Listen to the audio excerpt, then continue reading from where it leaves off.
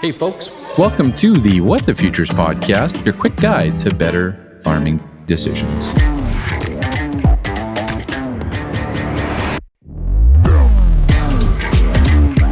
All right, folks, welcome into episode number 55 of the What the Futures podcast. I hope you're having a fantastic day. I am still buzzing from the conference last week.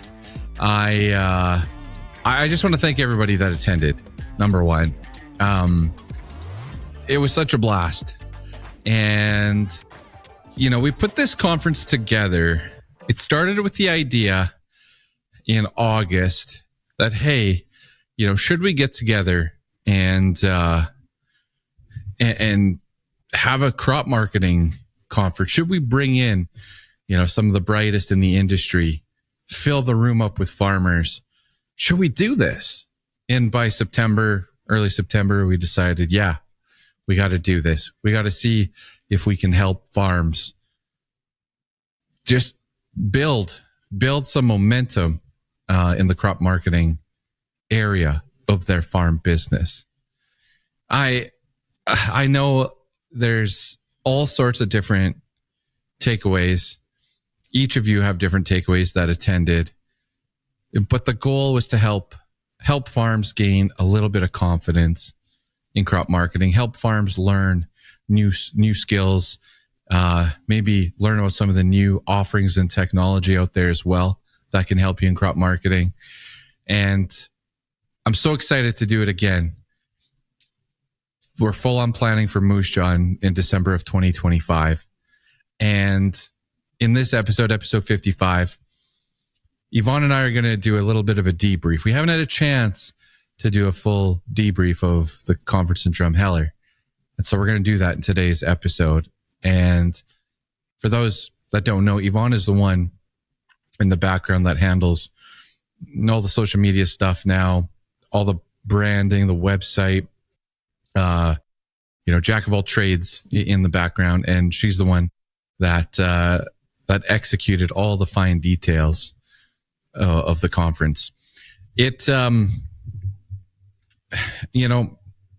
as I continue to reflect and I get the surveys coming back, they're anonymous surveys coming back, and just reading what people took away from the conference when it came to, even as small as setting goals, as little as identifying who is on your team from a crop marketing perspective. Of course, there's all the different tools and options and strategies that we talked about as well. But it was something. And can't wait to do it all over again here next year. I think we're going to have to make this an annual thing. And, if you're sitting on the sidelines, I get it. This isn't for everybody. This isn't for every farmer out there either. But if you want to learn more about it, you can head over to the website, ryandenny.ca. If you want to talk to farmers that were in attendance, I'm sure we could hook you up there as well. We had a blast. We put together something fun, fresh, and exciting, but yet the focus was on getting better at crop marketing. And, we were able to pull that off as well. So, all right, folks, episode number 55. Of course, I'm your host, Ryan Denny, and I've spent my career in crop marketing and apparently now in just marketing of events. I was told in Drumheller to quit crop marketing stuff and just, put on events now. And of course, I'm from Saskatchewan originally, and I spent my career working with farmers across the prairies. If you are listening to this episode, if you could do me a favor and subscribe on YouTube or wherever you get your podcasts, if you could share the episode with a farming neighbor, again, that would help me immensely and I would appreciate it. And it's something you could do for me if you're enjoying the podcast each and every week. All right, folks, let's get into it. Episode 55. All right, folks, I've got Yvonne Kuchta joining me in episode 55 of the What the Futures podcast. Yvonne is the person behind the scenes She did all the hard work for the Crop Marketing Made Cool conference in Drumheller. And I thought it'd be fun to do our debrief, record our debrief. And we haven't had a chance to talk a whole bunch here the last number of days. So I thought we'd have some fun with it. And Yvonne, welcome to episode 55, your podcast debut. I'm so excited. You've done everything in the background forever, but this is your first time on the show, hey? Yeah, no, I don't know if I was excited, but I wanted to make sure that, my background was first class, Ryan. And in the process, I have tipped a plant over and there's topsoil all over my office. So after this call, I'll be doing some domestic cleaning. Yeah. Nice. You got that dirt smell going. That's pretty good. It's a farming podcast, so that's pretty good. Yeah, and my background, so I was away at the conference. My father-in-law, God bless him, he cleans both my garages out. And in the process, well, he doesn't realize that this is a set. So he fills the shelves with I had fly traps up there. I had hand cleaner. There was oil. He just fills the shelves with things, moves the table, moves all the lights, everything.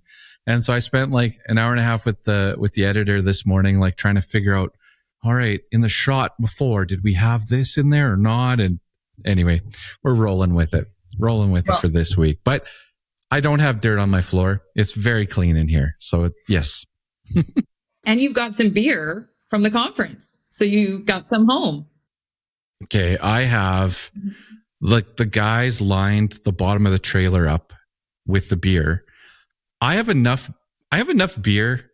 I'm pretty sure that any Lunchbox crew sign up between now and Christmas Eve, I'm very confident that I could fulfill a beer order for all of them. A flat of beer with a Lunchbox crew sign up. What do you think? How's that sound?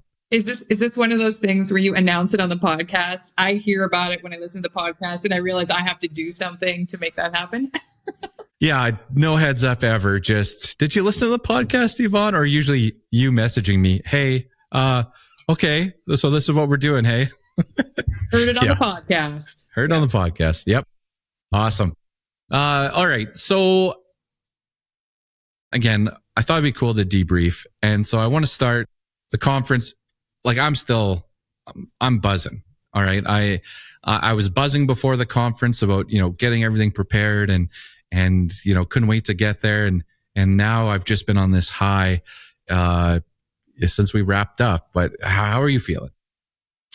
Yeah, it was the Olympics for us, right? There was a lot of mental, emotional, physical preparation and you get there and yeah, it's go time. And coming off of that is interesting on the body. And I don't know if that's the same as harvest season when everybody's combining all night and then, back to normal life, but it's a huge adjustment. They talk about the harvest hangover, and the spring hangover as well. But when I woke up Friday, so I got home Thursday night in time for bedtime routine, which is awesome. And then Friday, it's my morning with the kids to do preschool drop off and gymnastics. And when I got up, I just crawled from my bed to the shower and I could barely stand. I was hurting, after some great days in Drumheller. I just have to maybe work on a few things myself to recover faster. Yeah. It took me a couple of yoga classes a day. As you know, I'm a huge fan to get back to feeling normal, but yeah. I'm feeling awesome. And now I know we're going to have this debrief, but there's so much excitement and momentum now for next year. So it's all good. Yeah. Well, survey results are pouring in and we'll get to that in a little bit here, but, it just, my cup remains full. So, all right. So we're heading into the conference. What was one thing that you were a little bit worried about or nervous about on the execution side? Was there anything that was just hanging over your head? Oh my goodness, I hope that this doesn't happen or that we plan properly. Yeah. Food. I think food, I was so confident in, what you were going to deliver and all the speakers. But for me, the food thing is always something. A group of farmers eat a lot. We're a majority men. And you remember we had pizza on the setup day.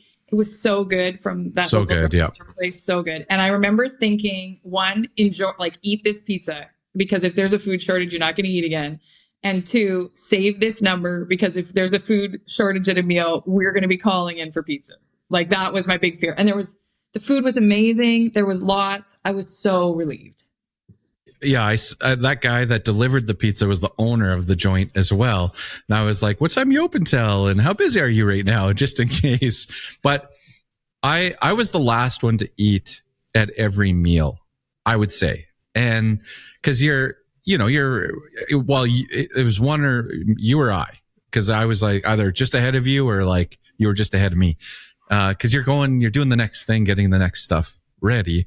And there was always food. Even the high school kids, they were on their like second and third servings from Bernie and the boys. And I was after them and there was still a pile of food after me. So yeah. Awesome. Yeah. Now, what was your favorite meal, Ryan, then?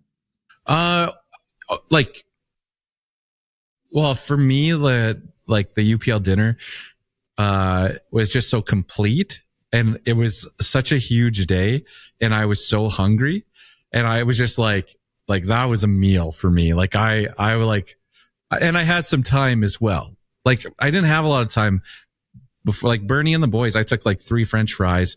Once I like tasted the gravy, I'm like, oh my God, I just need a plate of fries, but I don't have time to eat a plate of fries.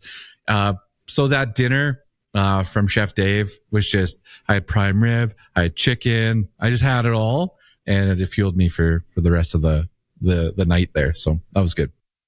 Good. All right. So did anything happen that caught you like by surprise? Something we didn't think about beforehand? Or you're like, oh, next time we need to do this. Yeah, there was, you know what, like there was some things that came up and I was like, oh, for sure, we're going to do that next year. But in terms of something coming up where, we were really caught off guard, the good thing about a farm audience is that they were really flexible with, as we needed to shift things around. Yeah. And so, yeah, I don't think there was any like major thing that felt like egg on the face. We learned some stuff for next year. Next year will be better. And yeah. I hope that, 5 years from now, we can make it better yet. So that's okay. Yeah. Like for me, it was like setup.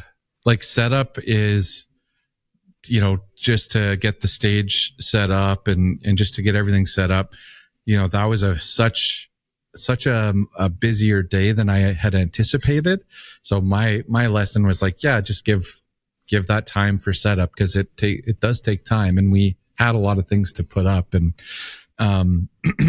yeah, and it was, as a family affair as well. Like my brother and sister-in-law are running the merch table. Uncle Glenn is like a Swiss Army knife doing everything, set up here, move this, do that, go to the store and grab this, like everything. And then mom and dad handing out postcards and cleaning tables. Like it was all hands on deck, and very much a family affair as well. Yeah. And I think that's unique, like about the fact that you put on this conference. I've worked in marketing for a long time, and often it's, businesses putting on events and they're quite removed from the customer. Mm-hmm. And, right from the beginning, like obviously you had a very clear idea of who this event was being made for. And it wasn't every farmer. It wasn't every farmer in Canada. It was for a very specific farmer. And I think it was Chuck who said that often he sees, farm businesses outgrowing sort of the skill base of the farm. And this conference was for the farmer who recognized that and decided like, hey, I want to improve my skills in crop marketing so I can stay in this game. And you have the pulse on that group of people. So then you could curate an event, that was right for them. And that did involve, your family and the community helping pull it off. Yeah. I couldn't even think of doing this event without those elements, like that never crossed my mind. And that, even the dinosaurs we had on night one, like that, we were getting pretty packed in that room, but those kids came up in those big dinosaur costumes and did their thing for a few hours. And, Martin's the one who lined that up for us. He farms around Drumheller, and all the local groups, even, the DJ giving us the recommendation on who the proceeds should go to from the silent auction, like things like that. I couldn't see it any other way. So for sure.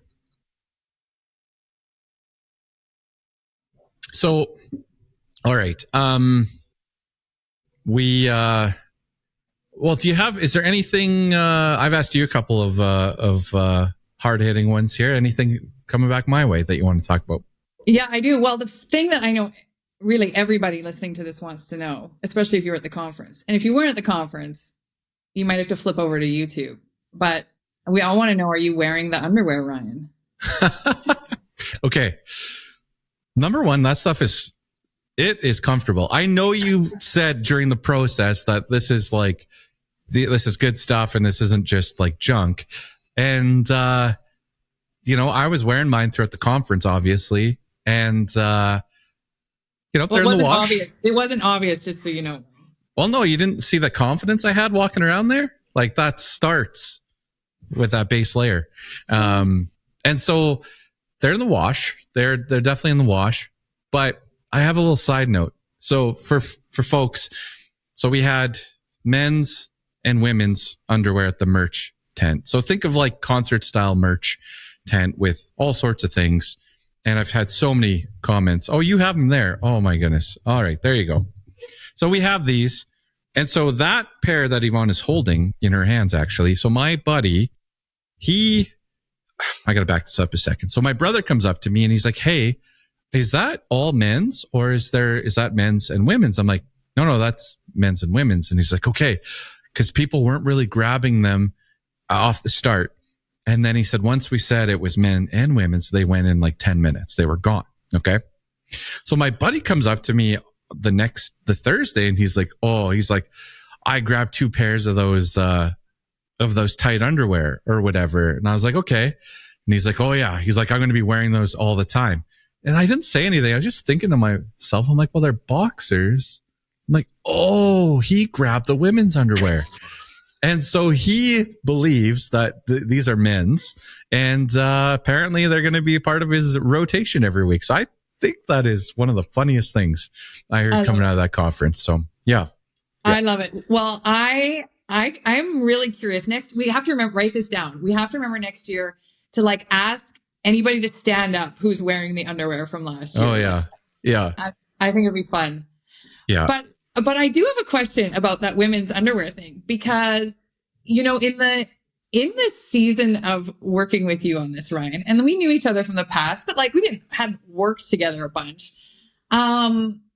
You have brought up things, you have brought up women in respectful, inclusive ways all along. When I'm not even thinking about it, when the underwear came up, we were at the end at ordering quantities, and you were like, we should get some women's stuff. And when we were doing swag, it was you who said we should make sure there's something for the women. And we did the Stanley cups that said crop marketing diva, which mostly men took. And also went right away. Yeah. Yeah. And I hope you guys, if you're listening, I hope those were given to the women in your life. But anyways, I'm really curious, you work with women, obviously they do, crop marketing, and you work closely with other advisors who are women, but where did that respect and sort of, really genuinely, not just often, oh, that's a check mark. Where did that come from for you? I don't know if I have, I don't know what the great answer is here for you, but, I believe that, I talked about Chantel and in my presentation and in our partnership, our, being together, and Chantel's a strong woman and a great partner. And, I have a daughter, my mom's been a big influence on me as well. And, even my grandparents. So I don't know what the great answer is for you, but I don't think about it at all in any way. It's just, I guess, natural, and just part of how it should be, right? Part of how it should be every single day. And it's not something that I really think about. I knew that, we were going to have a diverse group of people. I worked with family farms for a long time, and more often than not, it's the husband and wife at the table. And I've had a lot of crop marketing discussions with the wives and women, and in a lot of farms, the wife leads the crop marketing for the farm. And I just knew that I've experienced that as well. So I knew they'd be attending the conference, and just to make sure we had something for everybody. So, yeah. Well, bravo. It was a hit. And kudos to you, because I work with a lot of men in ag and construction, and it is pretty unique, Ryan. When I had my team of advisors, it's a skill set that you're looking for. And I know my first hires, there was, it was Brittany and Sarah and Elise. And you're looking for the person. Who are you as a person? And how can you help farms and crop marketing? And how can I help you help them? And yeah. Yeah. Awesome. All right. You got another one? Yeah, I got another question for you. So leading up, like the whole time we were planning for the conference, I would hear you say this. You would say, we'd have our list of things we're working on. And then you'd say, and I've got to make a backup presentation in case, somebody's flights are canceled or there's roads or something happens. I need to have a backup presentation. And we never really had time. I never said to you, did you do that? Like, what's that on? So I was always curious, like, what is this backup presentation in his mind? Did you make one? What was it going to be on? So I could have put it together in about, the slides are all made, but they're in different decks, but I could have put it together in 30 minutes or something like that. But, with winter travel, we didn't know we were going to have great weather. You don't know what's gonna come down the pipeline. But I would have just done an hour of crop marketing learnings, stories, right? Things that have happened, and how did we respond to them, or what did we learn from those experiences? Like, my wife bugs me all the time that I should have written everything down and put together a book of some sort. But there are key things that have happened that can be talked about in that space as a learning opportunity or a great moment, or how to, if you're faced with this, how to overcome it. And so that's my automatic backup, is just to be like, you've met with a lot of farms over the years. You've learned a whole bunch of stuff. Let's put that out for an hour and see what sticks. But next year. Yeah, honestly, for my presentation Wednesday night, I went down a path of personal stuff, but there's always the deck available of work and what we've learned, and lots of great examples. So anyway, yeah, maybe next year. Cool. All right, for positive moments of the week, this is an easy one for me. So I'm away for a couple days. I'm fortunate. I'm at home most nights, right? I've got small kids. I'm at home every night. And so to leave and come back, when you open the door and, my little guy, Finn, he'll be 2 here in January.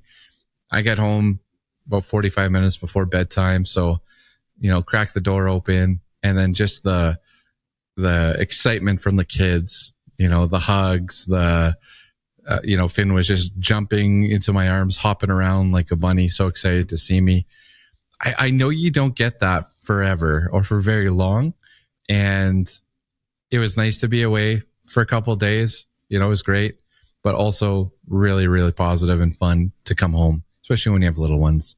Cause I don't know, I'm assuming as they get older, you lose a little bit of that. So I'm going to try to bottle that up, as best I can.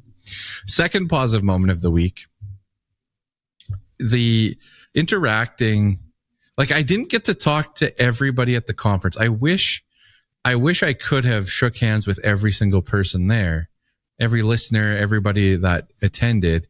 I did my best to chat with as many as I could. And for me, that is extremely rewarding to be there, to talk to farms, to learn about your farming operations or some of the successes, some of the struggles that you may have.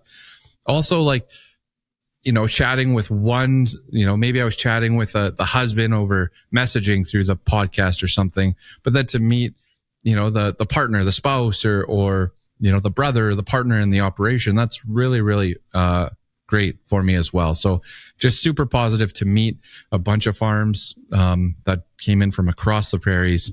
And, again, that's my favorite part of doing these things, putting these things on, is just all those conversations that happen between speakers or, at breakfast or in the evening. And I wish I could have got to everybody. Next time I might just stand by the door and try to catch everybody as they come in or come out. Tried to do that the one night. I don't know if you guys noticed that. I was by the door Wednesday night, but I couldn't even get out of the chair. I was just so wiped from the day, finishing off the presentation that night, getting off stage at it was after 10, I think. It was a bit of a shift, and I just sat in that chair and I tried to say hi to as many people as I could on the way out. And then the last one for me, so I did my first presentation, which was not I'm usually talking about crop marketing. If someone says, "Hey, Ryan, can you do a presentation?" It's usually an hour of some crop marketing stuff. But I got to do a presentation about me, about a little bit about my journey and journey in life, journey in business as well. And just some of the challenges that we faced in our family at home here. And for me to be able to do that and stand on stage and deliver that presentation, and I was really looking forward to it. And, for me, a major event changed my life when we lost our daughter. But to be able to talk about her, you don't get to, as a parent, you get to talk about your kids all, I can talk about Finn and Will every single day, but to talk about Eva, we don't get those opportunities. And I think I highlighted this back in the fall as well, when we had a chance to talk about her story to a group. But for me to be able to do that again, it's just, you don't get to very often. So it's just super positive, for me to get to experience that, with all of you. So I hope you guys enjoyed that presentation. I am trying to track down, the photographer was gone, by that time. And I don't know if any of you had your phone out or not, but if you have a picture of a video of me on stage after 9:00, I was on stage a lot, but Wednesday night after 9 p.m., if you have a shot of me, I'd just appreciate it if you could send it over, because I don't know if any pictures exist, and I would like to capture that moment, if possible. So I appreciate that. All right, so I'll keep it a little bit short here on what's cool in crop marketing for this week. I would say the biggest thing here, well, there's kind of two things that stand out for me in these markets, but obviously the canola recovery. The StatsCan report comes out. It's been a minute here since you've had a podcast, but the StatsCan comes out. The canola production comes in under 18 million tons. I think it's going to be lower than the 17.8 that they put out there. And then you see that bottoming in that market, holding support, and then rallying. Now, it's not setting the world on fire yet. But when you look at production, you look at carryover, you look at where exports are right now, exports aren't far from 4 million tons now. I know that stuff's still out there for sure. But when you look at ending stocks for next year, the canola situation is quite tight. You know, we're not talking about soybeans here, like we're talking about Canadian canola. The ending supply is going to be pretty snug by the time you get into next summer. So when I see the Cargills here putting out January specials, and I see basis improvements, significant basis improvements at Bunge, like this is the smallest canola crop. I don't have the numbers in front of me, but maybe third smallest in the last decade, third or fourth smallest, somewhere in there. And you guys remember those years, right? Like this is when, again, with decent exports, which we currently have, we have very good export pace, but at decent exports, crush is going to do their thing. You know, it sets up to be positive basis levels in the spring for many of you. And we'll see what futures can do, but it's not as bad. Knock on wood. It's not as bad as it seemed. Okay. So we'll see. That's cool in crop marketing. And then wheat. I'm seeing specials prairie wide again. You know, you're like a 8.5 for like a 213.5 in central Alberta, you know, 850 a bushel, something like that. You know, lots of stuff in the 8s here. Again, is it paying all the bills? Maybe not, but futures are catching a little bit of, they've caught support. Now they're rallying here just a little bit. And I know wheat futures do struggle during the winter months to find reasons to rally and to climb. But, you know, the world's largest exporter, their winter wheat crops going into, you know, dormancy and in poor condition, historically poor condition. Now, just there's a caveat here though. They're going to plant spring wheat though if it doesn't make it, if the winter wheat doesn't make it. So, you know, it's not as bullish as you want it to be, but yet they're going to struggle to grow the crop they grew 2 years ago or 3 years ago. They're going to struggle to do that. And it just makes that wheat picture look a little bit rosier, in my opinion. Line companies, everyone's looking for wheat. Some want it in the next couple of weeks. Some want it during the holidays. Some want it in February. Everyone's got their month they're focusing on. But as a line company, yeah, you're going to do a little bit of barley, feed barley, right? Your yellow pea stuff's done.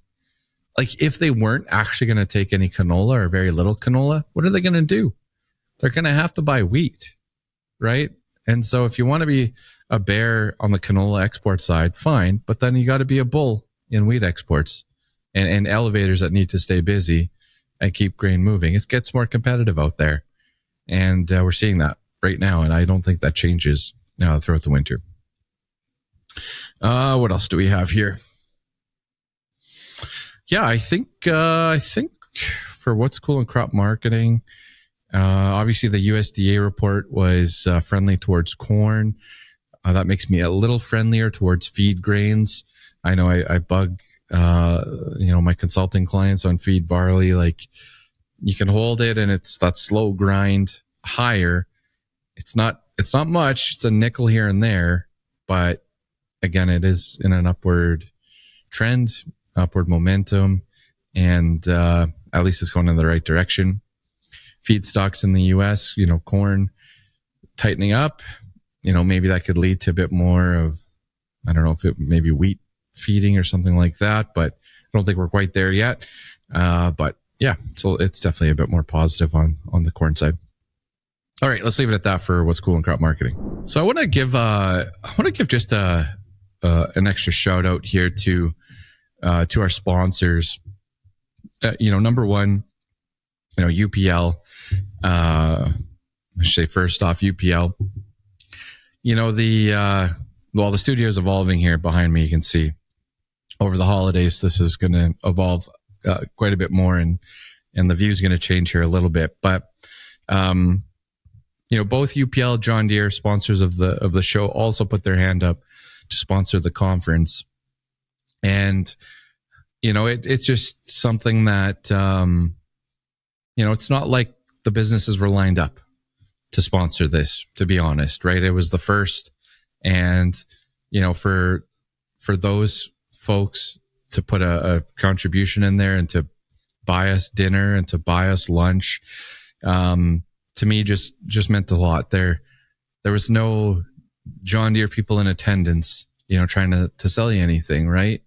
And same thing with UPL. There was, Matt and Rachel from UPL were hanging around for the day there, but they're farmers as well, and there was no booth, no pitch, no nothing, and you don't get that very often anymore.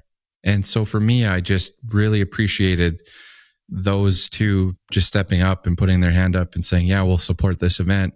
And when I went to them and said, hey, no banners, no booths, we're just keeping this nice and tight. And they both said, yeah, that's great. We'll do it. So I don't know. I just think that's something unique. And I really appreciate that from the sponsors of the podcast and of the conference as well. And the next thing I wanted to ask about was, we've gotten a lot of feedback. We did surveys right after the conference, which I was a little anxious about. I shared that with you. I said, this is like, we're asking for our, if our baby's ugly, right? Like, are we prepared for that answer? Yeah.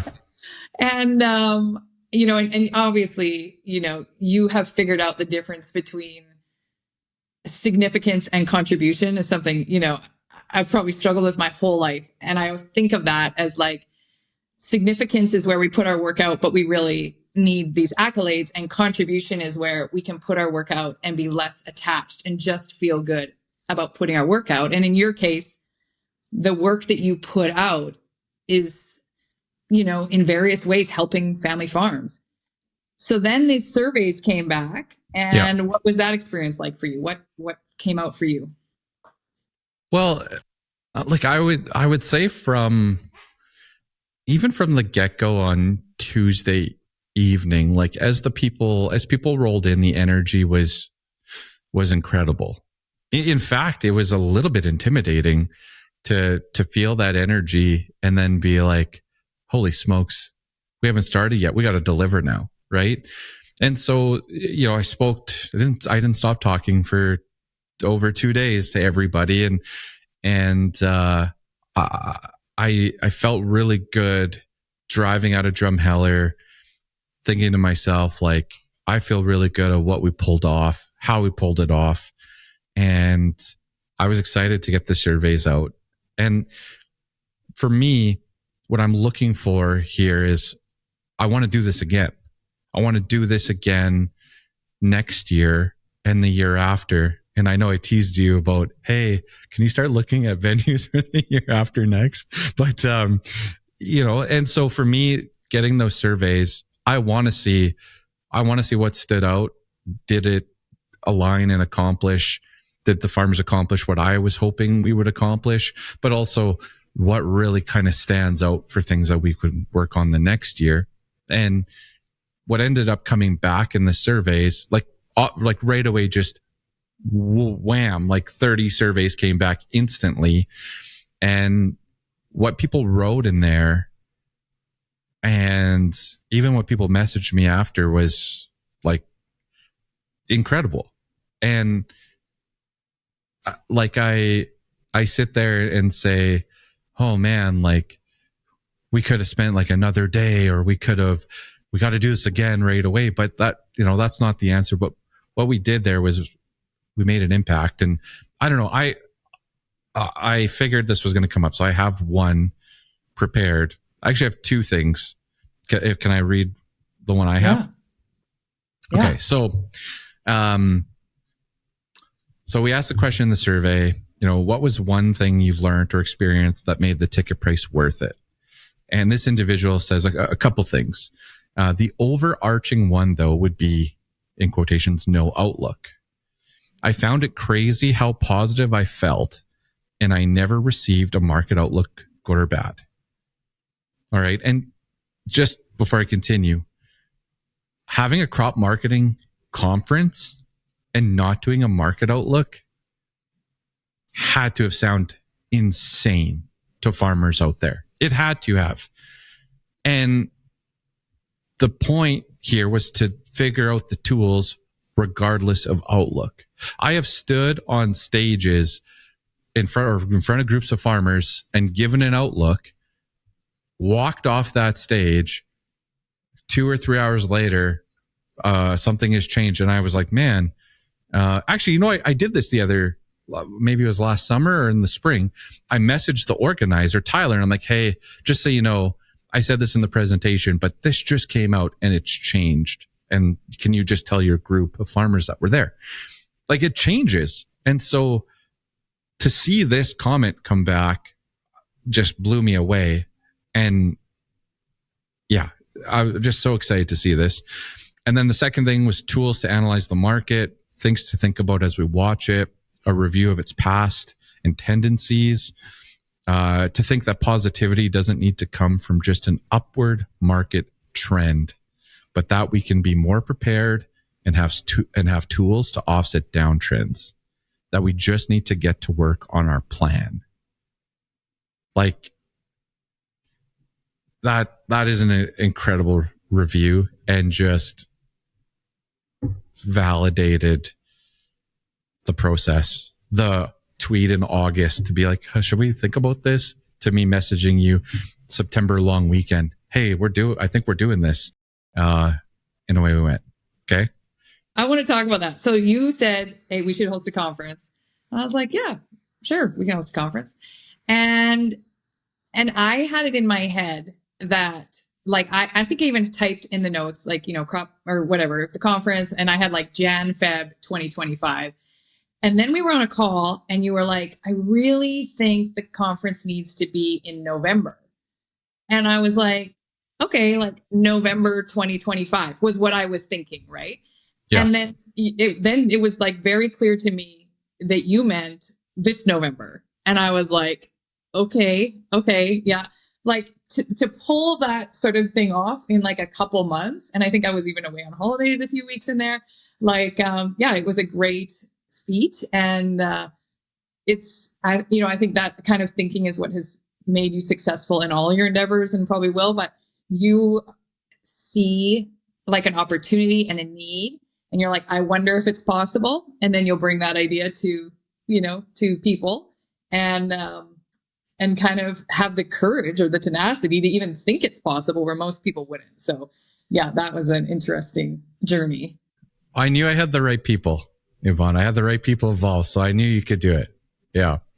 Chantel said the same thing. Like when I brought it up, she's like, oh yeah. So like, yeah, winter 25. And I was like, in 10 weeks.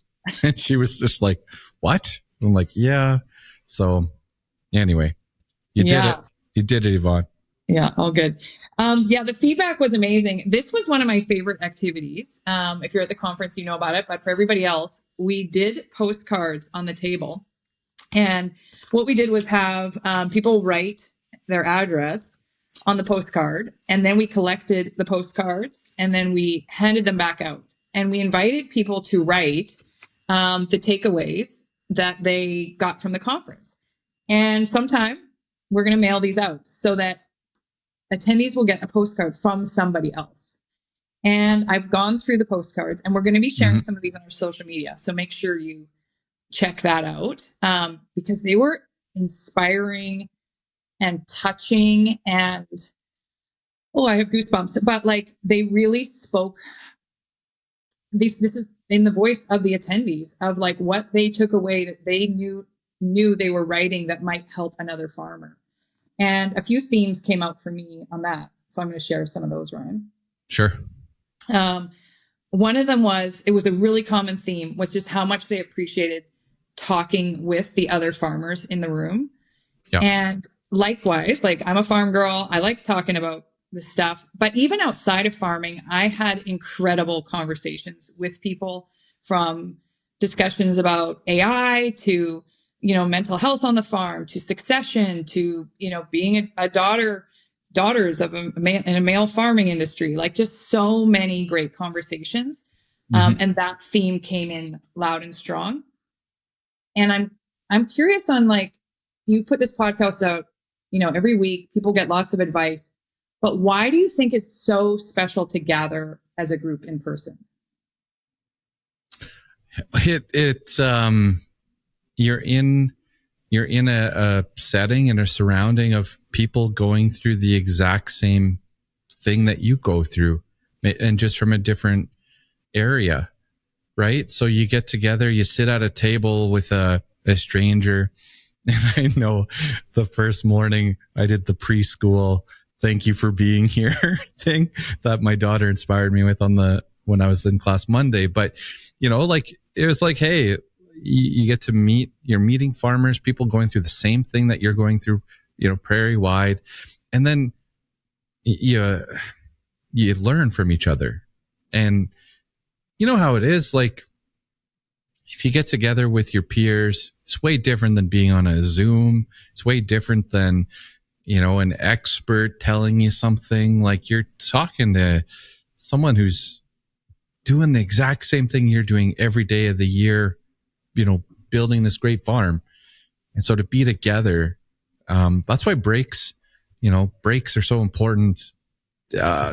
Time to get together in the evening is so important, because that's where a lot of good happens.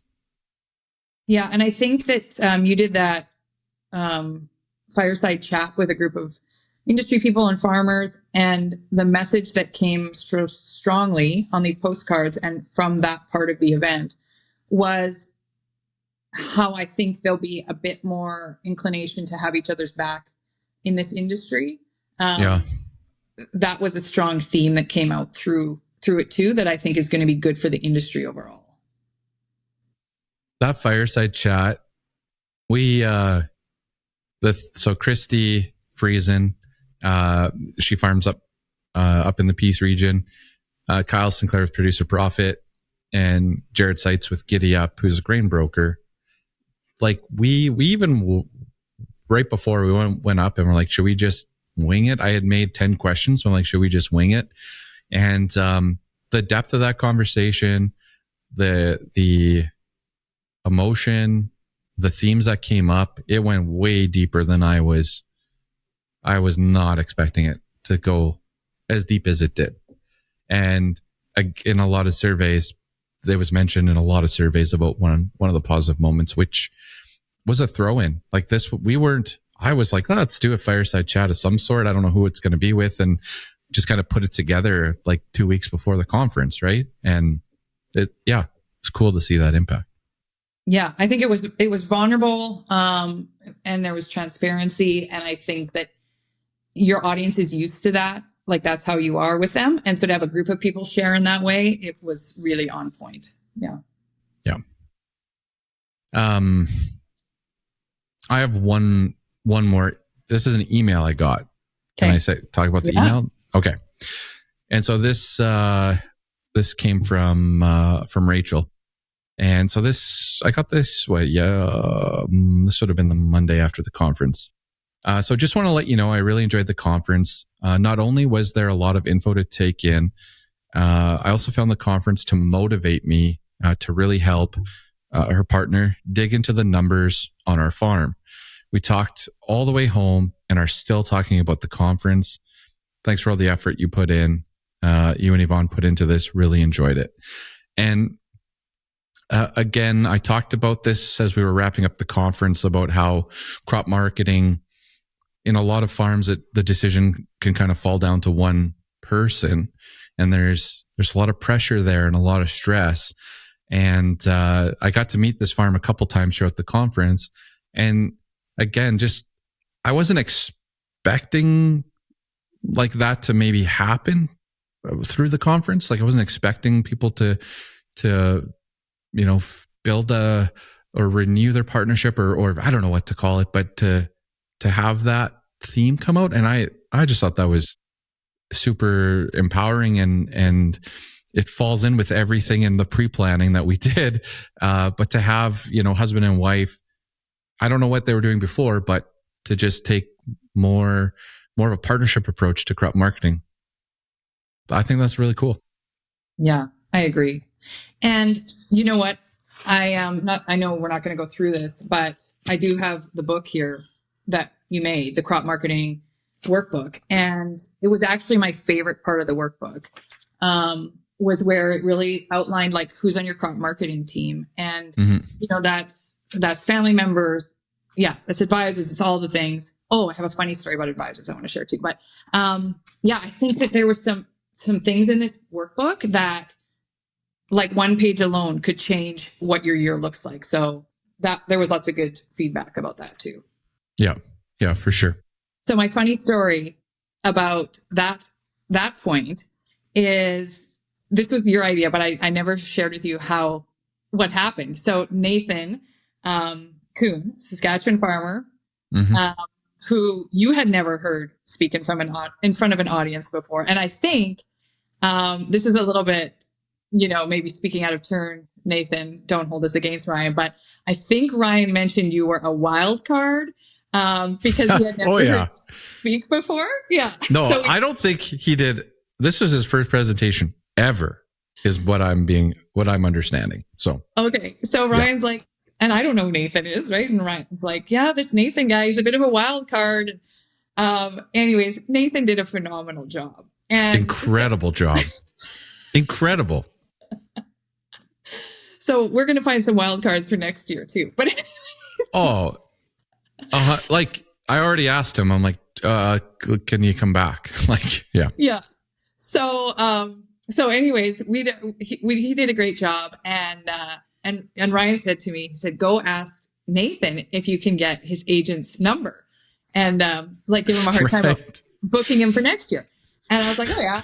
Now Nathan doesn't know who I am. And so he's like, we just got a plate of food. And I'm like, I just stop him. And I'm like, deadpan. And I'm like, hey, Nathan, can I get your agent's number? And he looks at me and he's like, yeah. He's like, yeah. I use the same guy as Ryan, but I can give you the number. And he's like pulling out his phone. He's like, do you want me to text it to you? And I was like, yeah. And he thought I meant like crop marketing agent or something, I guess. Oh, and maybe broker. Yeah. Yeah. And so I said, yeah, if you could text it to me, then I'll reach out to them and see if we can book you to speak at next year's conference. And he looked so confused. and then he realized, yeah.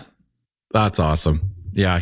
That man needs an agent the way he, again, in the surveys, farmer, like standing up there being vulnerable about what he has done in his crop marketing successes and losses, it spoke to farmers. And so Nathan did a phenomenal job. And it, to me, was also a moment of like, we need more of that. We don't need more farmers. Like in the industry, there's farmers that are teaching all the other farmers, or I don't know, talking. Anyways, the way that Nathan pulled it off was phenomenal. We need more of that, not just not talking at people. I think that's what happens in the space. People just talk at farmers, at other farmers, but just to, I don't know if that makes sense, but just to, just learn, but pass on what you've learned. And for what it's worth, this is what I've learned. I'm here to share with you. I think Nathan did a phenomenal job with that. Yeah, definitely. You were pretty big into walk-up songs, Ryan, for the whole conference. But if you could give the whole conference like a theme song, what song, now that it's over, like what song do you think wraps it up? Oh, man. All right. That is, I had 59 walk-up songs that I was trying to work through myself for my presentation. So this one is, yeah, I'm going to have a tough time with this one. So my walk-up song for the entire conference, you could almost do like Taking Care of Business by BTO, like Taking Care of Business. Like we went in there, people got to work, like the pages of notes people were taking, the action items people were writing down, the questions they were asking. And I felt that the confidence level skyrocketed and people are ready to take care of business. And yeah, I think that's one, I could go to some other crazy type song, but I think Taking Care of Business would kind of sum it up for me. I love that. That's great. Yeah. The walk-up songs, it was one of the more, the moments that was a little bit not glitchy, but I had to like run around to the other side of the stage to play the song. So it was always like, try to remember what you're saying, try to walk and not fall, and try to go and hit play on the darn song. So it was a little bit clumsy at times, but it was good. And people mentioned that the music was a nice touch. So, okay, Yvonne. So next year's conference, what is one thing that you're looking at for next year and saying, all right, this is one little tweak we're making for an improvement? Is there one thing that stands out? Well, next year we have a really cool theme because we're going to be in Moose Jaw with like the whole Al Capone thing. And my dad is a huge Al Capone fan. So I hear these stories all the time. And I'm really excited about embracing that theme to like new levels, and maybe even inviting people, to be part of that. And so, I'm looking forward to that. I've got ideas. I know you've got ideas. So I can't wait until our meeting. Maybe that's tomorrow, where we're like, okay, there's no bad ideas. And you know what? Even with Drumheller, we had a meeting like this, no bad ideas. And then at the end, I was like, we'll never execute all of this. And you said to me, even if we pull off 50% of this, we'll be in good shape. And so, I'm excited for the really thematic piece next year. Yeah, we're going to see if we can get some characters involved. We already have some characters that are going to be involved, but it's going to be a really fun theme for sure. Yeah. How about you? What are you thinking? Oh, man.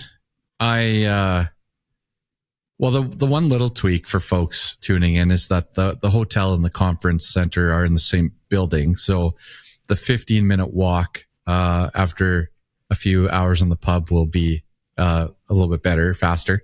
So that's my little like logistical tweak. But for me, I'm excited to just make those little tweaks to the speakers, right? Like who are the people that we absolutely have to have back, right? There's a handful of those. And then also, how else can we round it up? Because there's so many good comments in the surveys. You want to take all the good and just make these slight tweaks for next year. And for me, it's who's that technology that we're going to highlight, and who are those people that are going to stand out as our next exciting, speakers that we have to have around time and time again. So I'd say that's mine.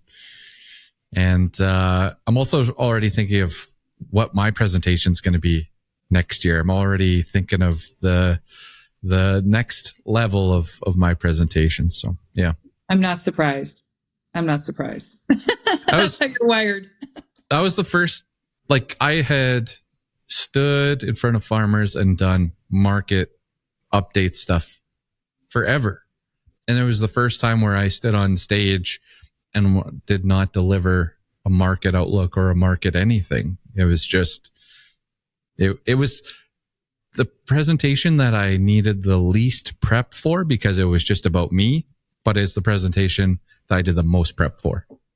And even after, I was like, oh, I want to say this story, and I kind of messed up that punchline, and like, I'll have another version of it next year, or the next level of it. So yeah, it was awesome. I think everybody appreciated your backstory because it gave it all context, right? Like everything that you show up on the podcast and you share about it, it just kind of laid the foundation of how you got here.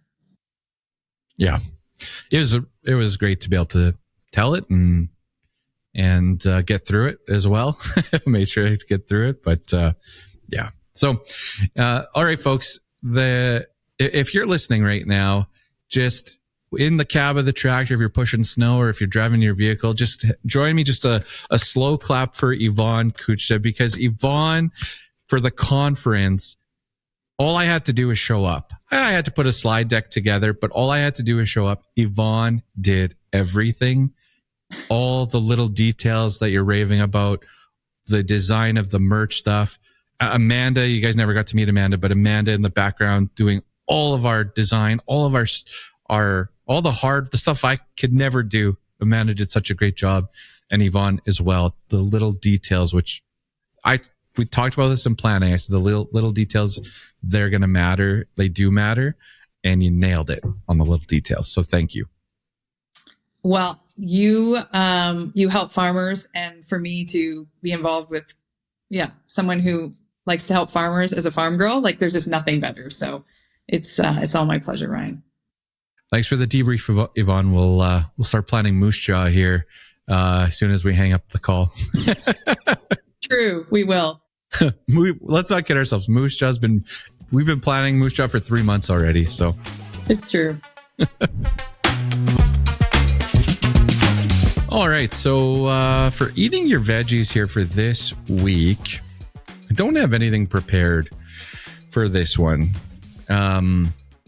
Usually I have a couple things jotted down, but I would say I still like having a wheat target out there, something for that merchant to aim for. And I've been hinting in Alberta for the Alberta guys to, if you want 9, start looking at where you're going to potentially capture that here. And maybe it's the spring for delivery, but I like having wheat targets out. I think that many of us feel a bit undersold in wheat, and, give that merchant something to aim for, throw those targets out, and try to capture that extra, 25 cents. I think futures can do it too, but there's some room in basis as well. What else? What else could we do for eating your veggies this week?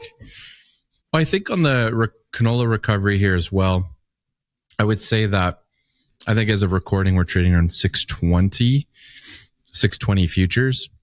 I think it's pulling back here tonight a little bit, but if you felt like you missed the boat last time, or you felt really stressed out when canola went down to 580, I would be somewhere between, the 620, maybe a little bit higher.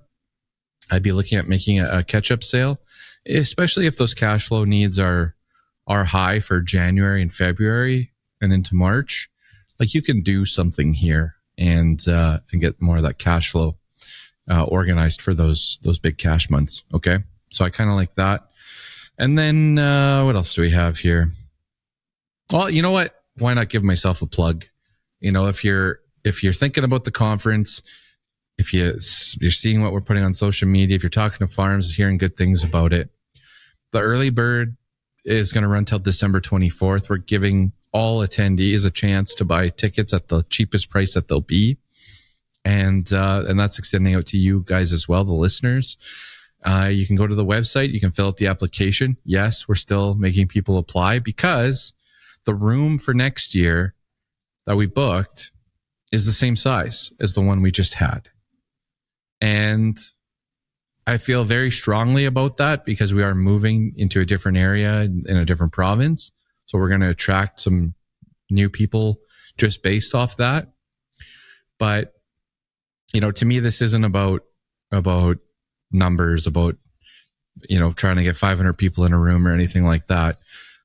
I'm sure we could, but we're going to keep it nice and tight and intimate. We had a really nice flow of crowd. Like, I just think about all the logistics and everything like that. And so we're going to keep it the same size. And so if you're on the fence or you want to, more information, head over to ryandenis.ca. Again, it's not for everybody. And I'm not trying to pitch you here at all. I know that every seat will be full. But if you want a spot, you feel passionate about getting a spot, the refund policy is legit. After harvest, if it's not working out, we can give you your money back. And if it's going to be in November, then we'll find a farm to take that ticket. But again, there'll be a farm there to grab it. So yeah, refund policy is pretty solid, I would say. If you can't make it for some reason after harvest, we'll have that discussion. All right, that's it for eating your veggies for this week. Well, I hope you enjoyed that debrief with Yvonne. That's certainly something a little different for us to do. But hey, honest feedback. You put something together like this. It's not going to be perfect. It never will be perfect. but I'm really proud of what we accomplished. And it was great to chat it over today and talk about some of the stuff that went down and some of the fears and some of the successes as well. So, all right, in closing, episode 55, if you found this episode useful, please share it with a friend, farming colleague, something like that. Spread the word. Prices can change. Strategies can change by the time we send this out. Recordings are done on Wednesday. So just keep that in mind. And hey, it was a pleasure. Episode 55. We'll see you next week. 2 episodes before Christmas. We're going to get that in. And then we'll take a little New Year's break. So, hey, I'm out.